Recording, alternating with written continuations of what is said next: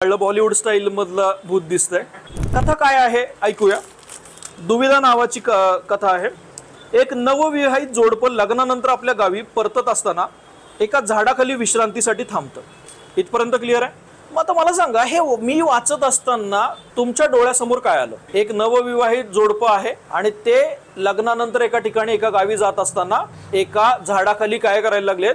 विश्रांतीसाठी थांबलेले। हे आपण काय केलं? पिक्चरायझेशन केलं, इमॅजिन केलं की असं काहीतरी चित्र माझ्या डोळ्यासमोर उभं राहिलेलं आहे। चांगला एसेचं हे एक महत्त्वाचं कॅरेक्टर असतं, ते पण आपण ह्याच्यामध्ये लिहायचं।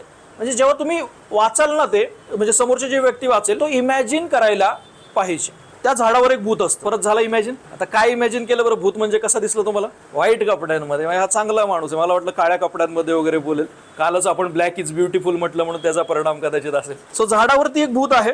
नवविवाहितेच्या सौंदर्यावरती हे भूत बाळलं। बॉलिवूड स्टाईल मधलं भूत दिसतंय, ठीक आहे। लग्नानंतर लगेचच त्या तरुणीचा नवरा व्यापारासाठी 5 वर्षांकरता दूरदेशी जायला निघतो। तेव्हा ते भूत त्याला भेटतं, त्याच्याकडून स्वतःला हवी तेवढी माहिती काढून घेतं आणि त्याचंच रूप घेऊन त्या तरुणी सोबत राहू लागतं। येतं लक्षात आतापर्यंत काय झालंय? 5 वर्षासाठी तो बाहेर गेलाय, तो त्या नवऱ्याच्या रूपात भूतच काय राहिलाय? तिच्यासोबत राहायला लागलेला आहे। भूताने त्या तरुणीवर जीवापाड असं प्रेम केलेलं असतं। व्यापारासाठी दूरदेशी गेलेला नवरा एके दिवशी परततो आणि इथे एक द्विधा परिस्थिती निर्माण होते आणि म्हणूनच कथेचं नाव काय आहे? दुविधा। एक व्यापारासाठी बाहेर गेलेला नवरा आहे जो परत आलाय आणि एक तिला रिअल झालं की आपल्यासोबत राहणारा भूत आहे, पण त्यांनी जीवापाड प्रेम केलेलं आहे। त्याच्यामधून आलेली दुविधा।